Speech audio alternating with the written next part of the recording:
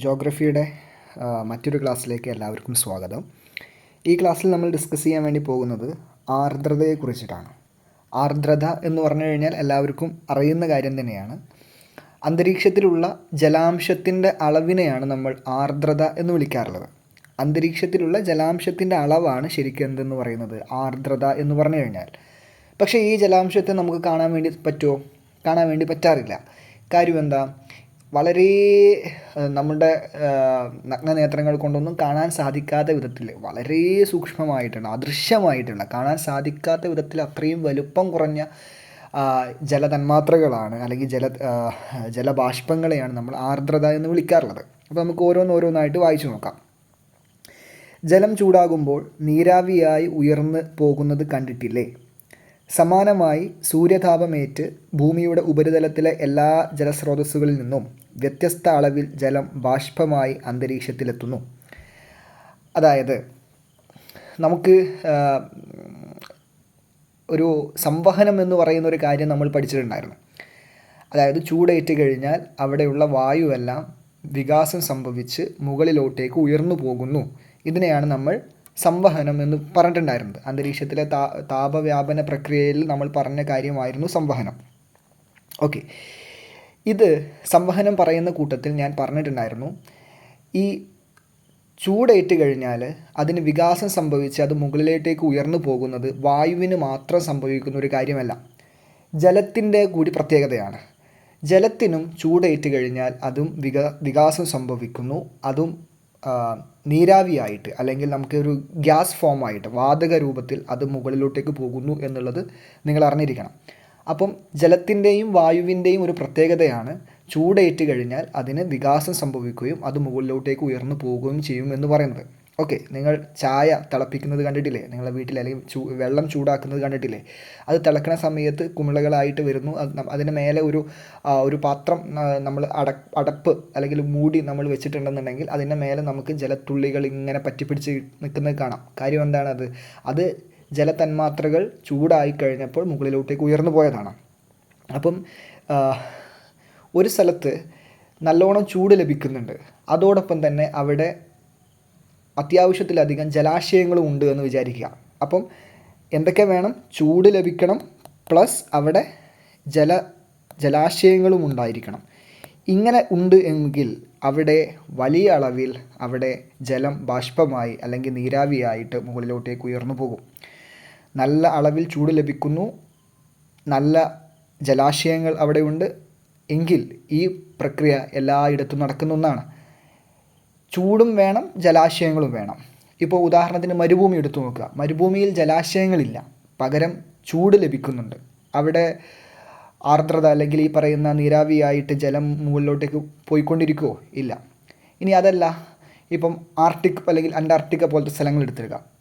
അവിടെ വളരെയധികം എന്താ പറയുക, ഐസുറഞ്ഞ് കിടക്കുകയാണ്. പക്ഷേ അവിടെ നിന്ന് ജലതന്മാത്രകൾ മുകളിലോട്ടേക്ക് പോകുന്നില്ല എന്ന് പറഞ്ഞാൽ തീരെ പോകുന്നില്ല എന്നുള്ള അർത്ഥത്തിലല്ല പറയുന്നത്. കാര്യം അവിടെ ചൂട് വളരെ കുറവാണ്.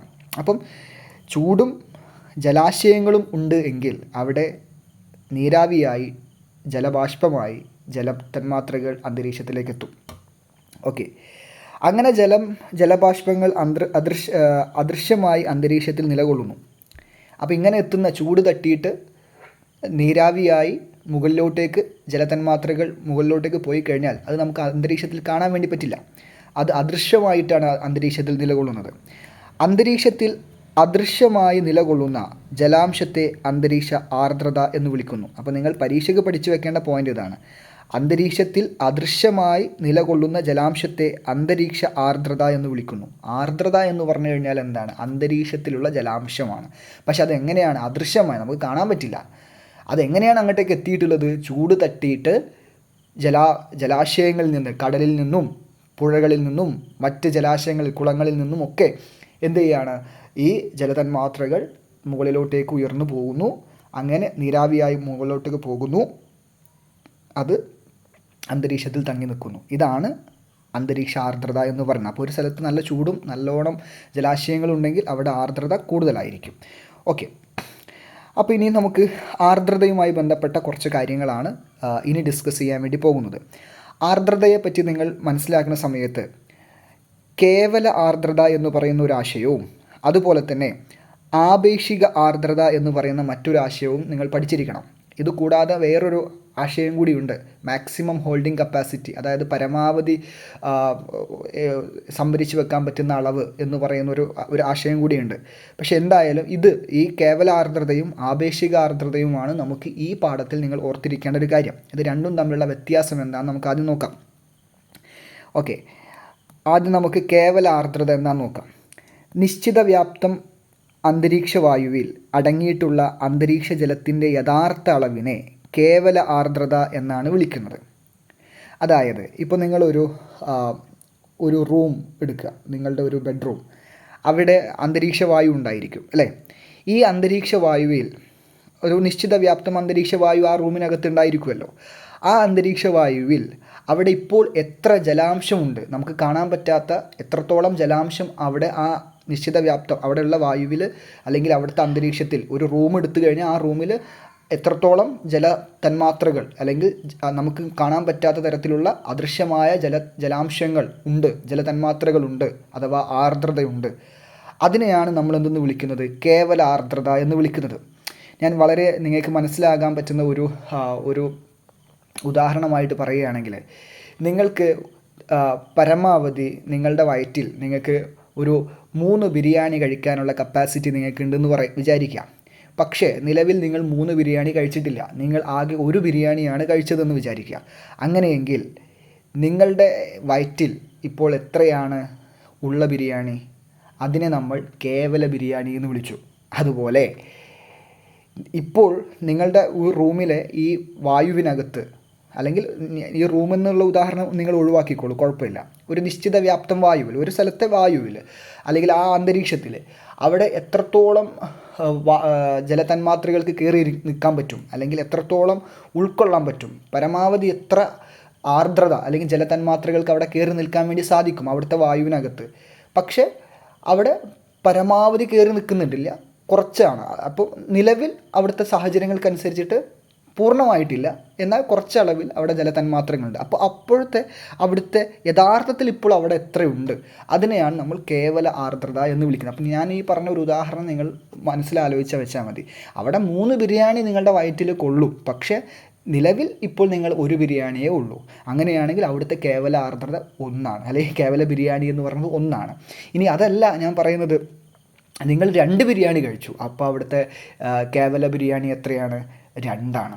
മനസ്സിലായല്ലോ. അപ്പോൾ ഇങ്ങനെ ഇപ്പോൾ നിലവിൽ ഒരു നിശ്ചിത വ്യാപ്തം വായു എടുത്തു കഴിഞ്ഞാൽ ആ അന്തരീക്ഷ വായുവിൽ എത്രയാണ് ജലത്തിൻ്റെ അളവുള്ളത്, ആ ഇപ്പോഴത്തെ യഥാർത്ഥ റിയൽ അളവിനെയാണ് നമ്മൾ എന്തെന്ന് വിളിക്കുന്നത്, കേവല ആർദ്രത എന്ന് വിളിക്കുന്നത്.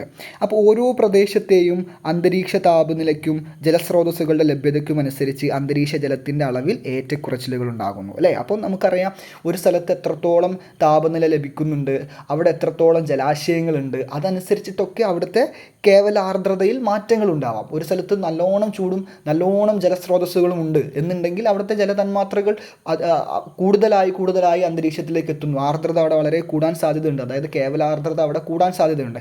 എന്നാൽ ഒരു സ്ഥലത്ത് അത്രത്തോളം ഒന്നും ജലസ്രോതസ്സുകളില്ല, അത്രത്തോളം ഒന്നും താപനില ലഭിക്കുന്നില്ല, അപ്പോൾ അതിനനുസരിച്ചുള്ള കേവല ആർദ്രതയെ ഉണ്ടാവുകയുള്ളൂ. അപ്പം ഇത് ഓരോ പ്രദേശങ്ങൾക്കനുസരിച്ചിട്ട് അവിടെ ലഭിക്കുന്ന അന്തരീക്ഷ താപനിലയ്ക്കനുസരിച്ചിട്ട് അവിടുത്തെ ജലസ്രോതസ്സുകൾക്കനുസരിച്ചിട്ട് ഇത് വളരെ വ്യത്യാസപ്പെടാനുള്ള സാഹചര്യമുണ്ട്. ഇനി അടുത്തത് നമ്മൾ പറയാൻ വേണ്ടി പോകുന്നത് ആപേക്ഷിക ആർദ്രതയെ പറ്റിയിട്ടാണ്. അപ്പോൾ നമുക്കൊന്ന് ഓരോന്നായിട്ട് വായിച്ച് പോവാം. ഒരു നിശ്ചിത ഊഷ്മാവിൽ അന്തരീക്ഷ വായുവിന് ഉൾക്കൊള്ളാൻ കഴിയുന്ന ജലബാഷ്പത്തിന് ഒരു പരിധിയുണ്ട്. ഞാൻ നേരത്തെ പറഞ്ഞു, നിങ്ങളുടെ വയറ്റിന് പരമാവധി 3 ബിരിയാണിയെ ഉൾക്കൊള്ളാൻ പറ്റും. അതുപോലെ തന്നെ ഓരോ നിശ്ചിത ഊഷ്മാവ് എടുത്തു കഴിഞ്ഞാലും അവിടുത്തെ ഓരോ നിശ്ചിത ഊഷ്മാവിൽ, അതായത് ഓരോ ടെമ്പറേച്ചറിലും അവിടുത്തെ ഓരോ അന്തരീക്ഷ വായുവിനും ഉൾക്കൊള്ളാൻ പറ്റുന്ന ജലബാഷ്പത്തിന് ആർദ്രതയ്ക്ക് ഒരു പരിധിയുണ്ട് അല്ലേ. ഒരു ഇത്ര ഡിഗ്രി സെൽഷ്യസിൽ ഇത്ര ജലതന്മാത്രകളെ ഉൾക്കൊള്ളാൻ പറ്റുള്ളൂ, വേറൊരു ഡിഗ്രി സെൽഷ്യസിൽ അത്രയാണ്. അപ്പോൾ ഓരോ ഊഷ്മാവിലും ഓരോ ടെമ്പറേച്ചറിലും ഓരോ ഡിഗ്രി സെൽഷ്യസിലും അളവുണ്ട്, ഓരോന്നിലും എത്ര പരമാവധി ഉൾക്കൊള്ളാൻ പറ്റുന്നു. അപ്പോൾ പരമാവധി ഉൾക്കൊള്ളുന്നതിന് നമ്മൾ വിളിക്കുന്ന പേരാണ് മാക്സിമം ഹോൾഡിംഗ് കപ്പാസിറ്റി, അല്ലെങ്കിൽ പരമാവധി നമുക്ക് ഉൾക്കൊള്ളാൻ പറ്റുന്ന ആർദ്രതയുടെ ജലപാംശത്തിൻ്റെ അളവ് എന്നുള്ളത്. ഒരു നിശ്ചിത സമയത്ത് നിശ്ചിത ഊഷ്മാവിൽ അന്തരീക്ഷ വായുവിൽ അടങ്ങിയിട്ടുള്ള ജലത്തിൻ്റെ യഥാർത്ഥ അളവും ആ നിർണായക ഊഷ്മാവിൽ വായുവിന് ആകെ ഉൾക്കൊള്ളാൻ കഴിയുന്ന പരമാവധി ജലാംശവും തമ്മിലുള്ള അനുപാതത്തെ ആപേക്ഷിക ആർദ്രത എന്ന് വിളിക്കുന്നു. വളരെ വളരെ ഇമ്പോർട്ടൻ്റ് ആയിട്ടുള്ളൊരു കാര്യമാണ് പറഞ്ഞിട്ടുള്ളത്. എന്താണ്? ഒരു നിശ്ചിത സമയത്ത് ഒരു നിശ്ചിത ഊഷ്മാവിൽ, അതായത് ഞാൻ പറയുകയാണ് ഇപ്പോൾ 30 ഡിഗ്രി സെൽഷ്യസിൽ ഇവിടെ എത്രത്തോളം, ഇപ്പോൾ ഞാൻ നിങ്ങൾക്ക് പെട്ടെന്ന് മനസ്സിലാക്കാൻ വേണ്ടിയിട്ട് 100 ജലബാഷ്പത്തെ ഉൾക്കൊള്ളാൻ പറ്റുന്നു എന്ന് വിചാരിക്കുക. ഇതാണ് അവിടുത്തെ പരമാവധി ഉൾക്കൊള്ളാൻ പറ്റുന്ന ശേഷി എന്ന് പറയുന്നത്. പക്ഷെ അവിടെ ഇപ്പോൾ 80 ആണുള്ളത്. അപ്പോൾ ഈ പരമാവധി ഉൾക്കൊള്ളാൻ പറ്റുന്നതും നിലവിലുള്ളതിനെ നമ്മൾ എന്താണ് വിളിച്ചത്? കേവല ആർദ്രത എന്നാണ് വിളിച്ചിട്ടുള്ളത്. അപ്പോൾ നിലവിലുള്ളതും, അതായത് കേവല ആർദ്രതയും പരമാവധി ഉൾക്കൊള്ളാൻ പറ്റുന്നതും തമ്മിലുള്ള അനുപാതമാണ് അവിടുത്തെ ആപേക്ഷിക ആർദ്രത എന്ന് വിളിക്കാം. ഇനി 30 ഡിഗ്രി നമ്മൾ പറഞ്ഞു. ഇപ്പോൾ ഞാൻ വേറെ പറയുകയാണ്, ഈ 25 ഡിഗ്രി സെൽഷ്യസിൽ അവിടെ ഉൾക്കൊള്ളാൻ പറ്റുന്നത് ഒരു 200 ആണെന്ന് വിചാരിക്കുക. 200 ജലബാഷ്പത്തെ ഉൾക്കൊള്ളാൻ പറ്റും. പക്ഷേ അവിടെ ഉള്ളത് 150 ആണെന്ന് വിചാരിക്കുക. അപ്പോൾ പരമാവധി ഉൾക്കൊള്ളാൻ പറ്റുന്നത് 100, നിലവിൽ അവിടെ ഉള്ളത് 150. അതായത് 150 എന്ന് പറയുന്നത് അവിടുത്തെ കേവല ആർദ്രത അല്ലേ, നിലവിലുള്ള ആർദ്രത. അപ്പോൾ ഇത് രണ്ടും തമ്മിലുള്ള അനുപാതം, ഈ അനുപാതമാണ് ഇതെന്ന് പറയുന്നത് അവിടുത്തെ ആപേക്ഷിക ആർദ്രത എന്ന് പറയുന്നത്. അപ്പോൾ ഞാൻ നിങ്ങളുടെ നേരത്തെ പറഞ്ഞ ഒരു ഉദാഹരണം വഴി പറയുകയാണെങ്കിൽ, നിങ്ങൾക്ക് കഴിക്കാൻ പറ്റുന്നത്, പരമാവധി നിങ്ങളുടെ വയറിന് ഉൾക്കൊള്ളാൻ പറ്റുന്നത് എന്തായിരുന്നു?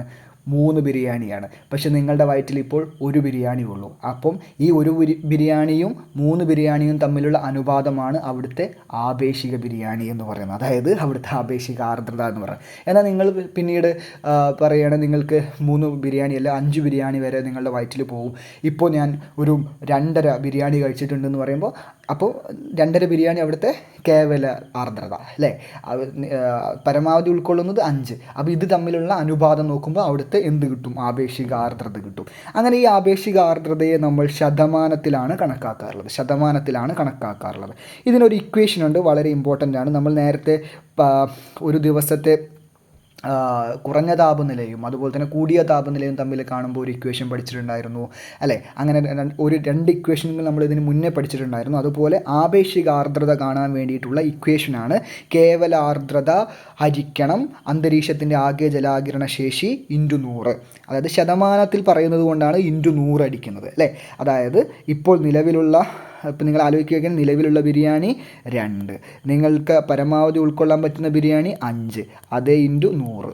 മനസ്സിലായോ? ഈ ഉദാഹരണം പോലെ. അപ്പോൾ നിലവിൽ ഉള്ള ആർദ്രത, കേവല ആർദ്രത, ജലാംശം, പരമാവധി അവിടെ ഉൾക്കൊള്ളാൻ പറ്റുന്ന ജലാംശം, അതേ × 100 കിട്ടുമ്പോൾ അവിടുത്തെ ആപേക്ഷിക ആർദ്രത കിട്ടി.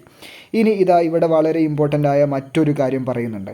ഹൈഗ്രോമീറ്ററും അതുപോലെ തന്നെ വെറ്റ് ആൻഡ് ഡ്രൈ ബൾബ് തെർമോമീറ്ററും. ഹൈഗ്രോമീറ്ററും അതുപോലെ തന്നെ വെറ്റ് ആൻഡ് ഹൈഗ്രോമീറ്റർ എന്ന് പറഞ്ഞിട്ടുണ്ട്. അതുപോലെ തന്നെ wet and dry bulb thermometer.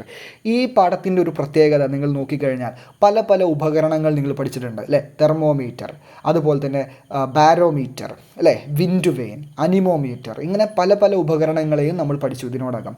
അതുപോലെ തന്നെ നിങ്ങൾ ഈ പാഠത്തിൽ പഠിക്കുന്ന മറ്റ് 2 ഉപകരണങ്ങളാണ് ഹൈഗ്രോമീറ്ററും വെറ്റ് ആൻഡ് ഡ്രൈ ബൾബ് തെർമോമീറ്ററും. അതുകൊണ്ട് തന്നെ ഈ തരത്തിൽ നിങ്ങൾ നോക്കുമ്പോൾ ഈ ഉപകരണങ്ങളുടെ പേരുകൾ നമുക്ക് പരീക്ഷയ്ക്ക് വളരെ ഇമ്പോർട്ടൻ്റ് ആയി ചോദിക്കാൻ സാധ്യതയുള്ളതായിട്ട് എനിക്ക് തോന്നുന്നുണ്ട്. കാര്യം ഒരുപാട് ഉപകരണങ്ങൾ പഠിച്ചു, അപ്പോൾ ഓരോ കാര്യങ്ങൾക്ക് വേണ്ടിയിട്ടുള്ളതാണ്. അപ്പം അതനുസരിച്ച് നിങ്ങളോട് പരീക്ഷയ്ക്ക് ഏതിന് വേണ്ടിയിട്ടുള്ളതാണ് എന്നുള്ള അർത്ഥത്തിൽ നിങ്ങളോട് ചോദ്യങ്ങൾ ചോദിക്കാവുന്നതാണ്. അന്തരീക്ഷ ആർദ്രത അളക്കുന്ന ഉപകരണമാണ് ഹൈഗ്രോമീറ്റർ. അപ്പോൾ നമ്മൾ ആർദ്രത കണക്കാക്കാൻ വേണ്ടി ഉപയോഗപ്പെടുത്തുന്ന ഉപകരണമാണ് ഹൈഗ്രോമീറ്റർ എന്ന് പറയുന്നത്. Wet and dry bulb thermometer രേഖപ്പെടുത്തുന്ന താപവ്യത്യാസം ഉപയോഗപ്പെടുത്തിയും ആപേക്ഷിക ആർദ്രത കണക്കാക്കാം. അപ്പം അവിടെയുള്ള wet and dry bulb thermometer മറ്റൊരു ഉപകരണമാണ്, ആർദ്രത കണക്കാക്കാനുള്ള മറ്റൊരു ഉപകരണമാണ്.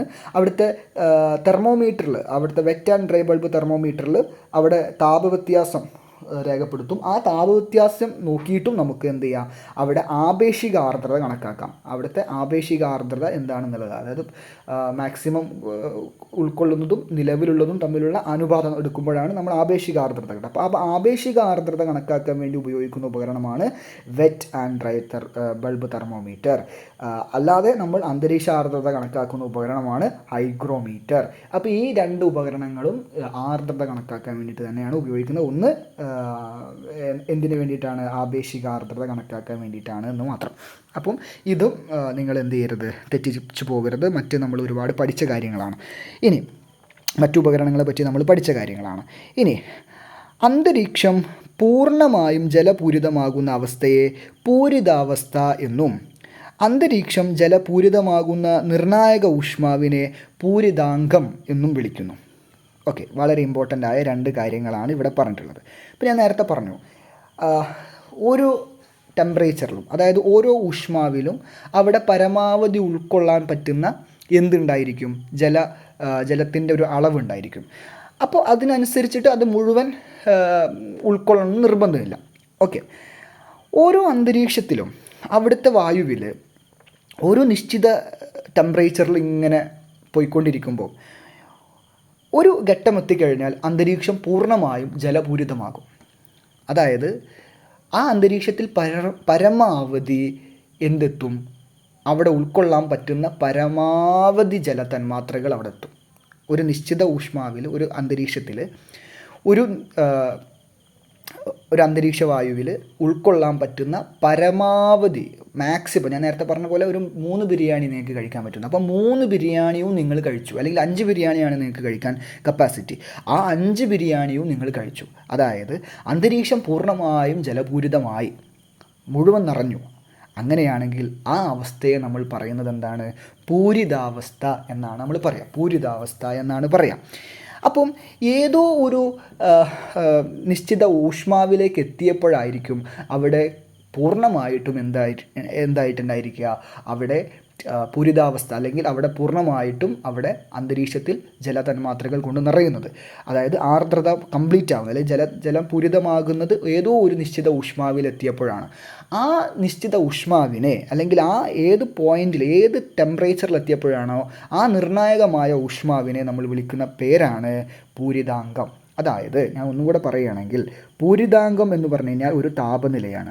ആ താപനില എത്തിയപ്പോഴാണ്, ഇപ്പോൾ പല താപനിലയുണ്ട്. ഇപ്പോൾ ഞാൻ ഇവിടെ പറയുകയാണെങ്കിൽ 30 ഡിഗ്രി സെൽഷ്യസ്, 25 ഡിഗ്രി സെൽഷ്യസ്, 30ൻ്റെ ഇടയിൽ തന്നെ 29 ഉണ്ട്, 28 ഉണ്ട്, 27 ഉണ്ട്, 26 ഉണ്ട്. ഇതിലൊക്കെ ഓരോ അളവിലായിരിക്കും. ഇപ്പോൾ ഞാൻ ഇവിടെ പരമാവധി ഉൾക്കൊള്ളാൻ പറ്റുന്ന ഒരു ജലശേഷിയെ ഞാനിവിടെ ഒരു 500 എടുക്കുകയാണ്. 30 എത്തിയപ്പോൾ അവിടെ വന്നത് ഒരു 300 ആണ് അവിടെ ഉണ്ടായിരുന്ന, അന്തരീക്ഷത്തിൽ ഉണ്ടായിരുന്ന ജലാംശം. 29 അവിടെ ഒരു 350 ആയി. അപ്പോഴും 500 എത്തിയിട്ടില്ല. 28 ഡിഗ്രി സെൽഷ്യസിലേക്ക് എത്തിയപ്പോൾ അവിടെ 400 ഓക്കെ. 27 ഡിഗ്രി സെൽഷ്യസിലേക്ക് എത്തിയപ്പം അവിടെ എന്തായി, അവിടെ 450 എന്ന് വിചാരിച്ചു. 26 500. അപ്പോൾ കണ്ടോ, 26 ഡിഗ്രി സെൽഷ്യസ് എന്ന് പറയുന്ന ഈ നിർണായക ഊഷ്മാവിൽ എത്തിയപ്പോഴാണ് ഞാൻ പറഞ്ഞ ഈ സ്ഥലത്ത് എന്തായത്, പൂർണ്ണമായിട്ടും ജലപൂരിതമായത്. അതായത് ജലപൂരിതമായെന്ന് പറഞ്ഞാൽ 500 ഇവിടുത്തെ മാക്സിമം. ആ 500ഉം ഇതിലേക്ക് എത്തിച്ചേർന്നു. ആ 500ലേക്ക് എത്തിച്ചേർന്നത് എപ്പോഴാണ്, 26 ഡിഗ്രി സെൽഷ്യസ് എന്ന് പറഞ്ഞ ഒരു നിർണായക ഊഷ്മാവിലേക്ക് എത്തിയപ്പോഴാണ്. അപ്പോൾ ഈ 26 ഡിഗ്രി സെൽഷ്യസിനെ ഞാൻ എന്തെന്ന് വിളിക്കുന്നു, പൂരിതാങ്കം എന്ന് വിളിക്കുന്നു. ഈ 500 ആയപ്പോൾ ഞാൻ ആ അന്തരീക്ഷത്തെ ഞാൻ അവിടെ എന്തെന്ന് വിളിച്ചു, പൂരിതാവസ്ഥ എന്ന് വിളിച്ചു. മനസ്സിലായോ? ഇനി പൂരിതാവസ്ഥയിൽ ആപേക്ഷിക ആർദ്രത എത്ര ശതമാനമായിരിക്കും? 100% അല്ലേ? ഇനി എന്താണ് ഘനീകരണം? അടുത്തൊരു ടോപ്പിക്കിലേക്ക് പോവുകയാണ്. ഘനീകരണം. അന്തരീക്ഷ ജലാംശം ഘനീഭവിച്ച് ജലകണികകളായി മാറുമ്പോൾ മാത്രമാണ് അന്തരീക്ഷത്തിലെ ജലസാന്നിധ്യം നമുക്ക് ദൃശ്യമാകുന്നത്. ഘനീകരണത്തിൻ്റെ വിവിധ രൂപങ്ങളാണ് ചിത്രത്തിൽ. അപ്പോൾ ഞാൻ ഇവിടെ നേരത്തെ പറഞ്ഞ ഒരു ഉദാഹരണത്തിലേക്ക് എത്താം, നമുക്ക് വീണ്ടും എടുക്കാം. 26 ഡിഗ്രി സെൽഷ്യസ് ആയപ്പോൾ, ആ താപനില ആയപ്പോൾ അവിടെ പൂരിതാവസ്ഥ എത്തി. അപ്പോൾ 26 ഡിഗ്രി സെൽഷ്യസിൽ എന്താണ്, പൂരിതാങ്കം വന്നു. അതാണ് നിർണായക ഊഷ്മാവ്. അവിടെ പൂരിതാവസ്ഥ സംഭവിച്ചു. എന്നാൽ ഇനി വീണ്ടും താഴോട്ടേക്ക് താപനില പോവുകയാണെന്ന് വിചാരിക്കുക. താപനില വീണ്ടും താഴോട്ടേക്ക് പോയി 25 എത്തി, 24 എത്തി. അപ്പോൾ എന്തായിരിക്കും സംഭവിക്കുക? ഇവിടെ നോക്കൂ, ഓരോന്നിലും 30 മുതൽ നമ്മളിങ്ങനെ താഴോട്ടേക്ക് ഓരോ താപനില വന്നപ്പോഴും ജലാംശം ഇങ്ങനെ കൂടി വരികയായിരുന്നു അല്ലെ. പൂരിതാവസ്ഥയിലേക്ക് അങ്ങനെ 26 ഡിഗ്രി എത്തിയപ്പോൾ എത്തി. ഇനി പൂരിതാവസ്ഥ കഴിഞ്ഞ്, അതായത് നിങ്ങളുടെ വയറ് കംപ്ലീറ്റ് ആയി. ഇനി എന്താ സംഭവിക്കുക? ഇനിയും നിങ്ങൾ ബിരിയാണി കഴിക്കുകയാണ്. നിങ്ങൾക്ക് പരമാവധി എത്തി, പക്ഷെ നിങ്ങൾക്ക് ഇനിയും അതിൻ്റെ അപ്പുറത്തേക്ക് നിങ്ങൾ കഴിക്കുകയാണ്.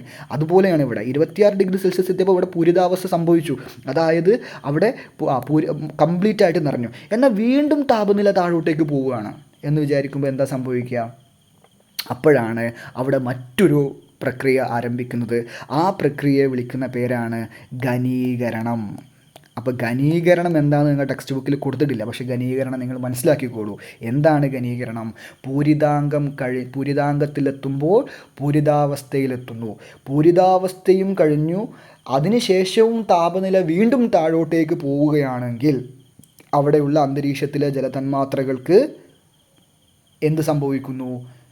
അത് ഘനീകരണം എന്ന് പറയുന്ന മറ്റൊരു പ്രക്രിയക്ക് വിധേയമാകുന്നു. അതായത് അന്തരീക്ഷത്തിൽ അപ്പോൾ നിലവിലുണ്ടായിരുന്ന കംപ്ലീറ്റ് ഉണ്ടായിരുന്ന ഈ ജലതന്മാത്രകൾ, അല്ലെങ്കിൽ നമുക്ക് അദൃശ്യമായി നമുക്ക് കാണാൻ പറ്റാതെ ഉണ്ടായിരുന്ന ഈ ജല തന്മാത്രകൾ, അതായത് നമുക്ക് അദൃശ്യമായിട്ട് അന്തരീക്ഷത്തിൽ ഉണ്ടായിരുന്ന ആ ആർദ്രത, നമുക്ക് കാണാൻ പറ്റാത്ത ഈ ആളുകൾ അല്ലെങ്കിൽ ഈ ജലത്തുള്ളികൾ അതെന്തായി മാറുകയാണ്? വേറെ രൂപങ്ങളായി മാറുകയാണ്. അത് ജലതന്മാത്രകൾ നമുക്ക് കാണാൻ പറ്റാതിരുന്നിരുന്ന വളരെ ഈ പറയുന്ന പോലത്തെ എന്താ പറയുക, ഗ്യാസ് ഫോമിലൊക്കെ, അതായത് വാതകാവസ്ഥയിലൊക്കെ ഉണ്ടായിരുന്ന നമുക്ക് നഗ്നനേത്രങ്ങൾ കൊണ്ട് കാണാൻ പറ്റാത്ത ഇത് വീണ്ടും പൂരിതാവസ്ഥയും കടന്ന് വീണ്ടും താഴോട്ടേക്ക് പോയപ്പോൾ എന്ത് സംഭവിച്ചു? ഘനീകരണം സംഭവിച്ചിട്ട് അതെന്താവുകയാണ്? ഘനീഭവിച്ചിട്ട് അതിന് വിവിധ രൂപങ്ങളാവുകയാണ്. ആ രൂപങ്ങളാവുന്ന ആ പ്രക്രിയയാണ് ഘനീകരണം. അങ്ങനെ അന്തരീക്ഷ ജലാംശം ഘനീഭവിച്ചിട്ട് അത് ജലകണികകളായി മാറുകയാണ്. ഓക്കെ, ജലകണികകളായി മാറുമ്പോൾ നമുക്ക് അതിനെ കാണാൻ വേണ്ടി പറ്റും. അത്രയും നേരം നമുക്കിത് കാണാൻ വേണ്ടി പറ്റിയിരുന്നില്ല. ഈ ജലത്തുള്ളികളെ അല്ലെങ്കിൽ ജലതന്മാത്രകളെ നമുക്ക് കാണാൻ വേണ്ടി പറ്റിയിരുന്നില്ല. പക്ഷേ ഘനീകരണം സംഭവിച്ചു കഴിഞ്ഞപ്പോൾ നമുക്ക് പിന്നീട് അത് ദൃശ്യമാകാൻ തുടങ്ങും. അദൃശ്യമായിരുന്ന ജലതന്മാത്രകളെ നമുക്ക് ദൃശ്യമാകാൻ വേണ്ടി തുടങ്ങും. അങ്ങനെ ദൃശ്യമാകുമ്പോൾ അത് ഏതൊക്കെ രൂപത്തിലായിരിക്കും? ജലത്തുള്ളിയുടെ മാത്രം രൂപത്തിലല്ല. ജലകണികകൾ ജലത്തുള്ളിയുടെ രൂപത്തിലായിരിക്കില്ല, വേറെ പല രൂപത്തിലായിരിക്കും. അതായത് ഇവിടെ നിങ്ങൾക്ക് ചിത്രം നോക്കിക്കഴിഞ്ഞാൽ ഒന്നുകിൽ അത് തുഷാരം എന്ന് പറയുന്ന രൂപത്തിലായിരിക്കാം, അല്ലെങ്കിൽ അത് ഹിമം എന്ന് പറയുന്ന രൂപത്തിലായിരിക്കാം, അല്ലെങ്കിൽ അത് മൂടൽ മഞ്ഞ് എന്ന് പറയുന്ന രൂപത്തിലായിരിക്കാം, അല്ലെങ്കിൽ നമുക്കെല്ലാവർക്കും അറിയാവുന്ന മേഘം എന്ന് പറയുന്ന രൂപത്തിലാവാം. അപ്പോൾ ഈ പറഞ്ഞ തുഷാരമായിക്കോട്ടെ, ഹിമമായിക്കോട്ടെ, മൂടൽമഞ്ഞായിക്കോട്ടെ, മേഘമായിക്കോട്ടെ, ഇവയൊക്കെ നമ്മൾ ഒരൊറ്റ പേരിൽ വിളിക്കുന്നു: ഘനീകരണ രൂപങ്ങൾ. എന്താണിവ? നമുക്ക് നഗ്നനേത്രങ്ങൾ കൊണ്ട് കാണാൻ പറ്റാതിരുന്ന അദൃശ്യമായിരുന്ന ജലാംശമാണ്, അന്തരീക്ഷത്തിൽ അദൃശ്യമായിരുന്ന ജലാംശങ്ങളാണ് ഇവ. അവ എന്ത് സംഭവിച്ചാണ്? ആ ജലാംശങ്ങൾ എന്ത് സംഭവിച്ചാണ്?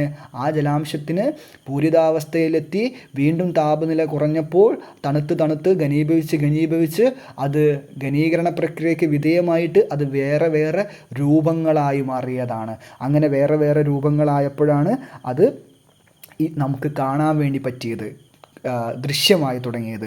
അവയാണ് ഘനീകരണ രൂപങ്ങൾ. അവ ഏതൊക്കെയാണ്? തുഷാരമാണ്, ഹിമമാണ്, മൂടൽമഞ്ഞാണ്, മേഘമാണ്. അല്ലേ? വേറെയും പല രൂപങ്ങളുണ്ട്. അപ്പോൾ നമുക്ക് പരീക്ഷയ്ക്ക് പഠിക്കാനുള്ളത് ഘനീകരണ രൂപങ്ങൾ ഏതൊക്കെയാണെന്ന് ചോദിച്ചു കഴിഞ്ഞാൽ തുഷാരം, ഹിമം, മൂടൽമഞ്ഞ്, മേഘം, ഇതൊക്കെ എഴുതാം നമുക്ക്. ഓക്കെ, അപ്പോൾ ഇതെന്തൊക്കെയാണ്, എങ്ങനെയൊക്കെയാണ് ഘനീകരണ രൂപങ്ങൾ എന്തൊക്കെയാണെന്നുള്ളതാണ് നമ്മളിനി അടുത്ത വീഡിയോയിൽ പറയാൻ വേണ്ടിയിട്ട് പോകുന്നത്.